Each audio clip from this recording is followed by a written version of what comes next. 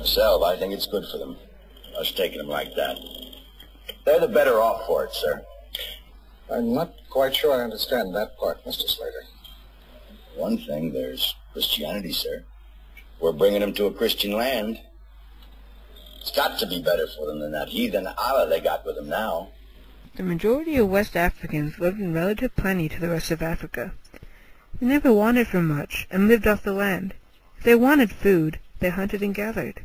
If they wanted clothes, they skinned an animal and made them. In this way, they lived in peace. In Western Africa, tribes lived in huts with ample housing that fulfilled all their needs. If they wanted for more space, they simply expanded their huts. As many Africans were nomads who moved regularly, their huts were built accordingly. Most West African huts were bell-shaped and made of straw. In modern days, this seems like not enough, but for them, it was. Western Africans mostly hunted and gathered for food and moved with their prey. Their diet was mostly yams, and some tribes herded lambs and sheep.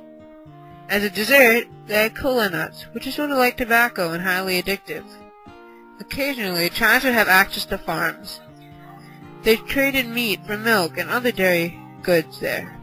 Africans lived with only their tribal rules limiting them, but they have families and every other domestic right that you can think of.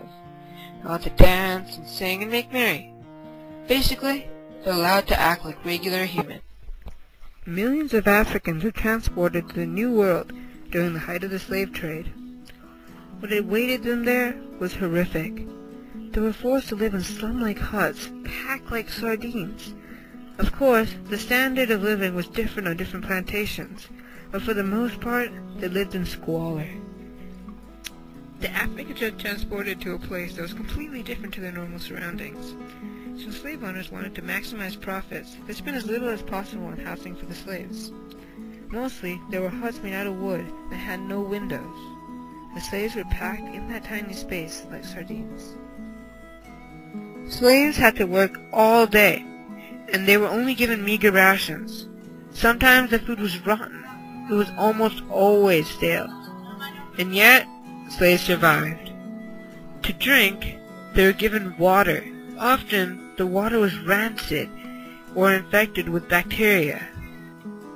That piece of cornbread was all we had for breakfast, and for supper, we had the same. Slaves were restricted in every way. Any children they had was considered property of their master. Everything they worked for was property of their master. They were property of their master. In this fashion, the lives of slaves continued. If they disobeyed the master's rule, they were punished. They were not allowed to enjoy themselves, and they were not allowed to gather.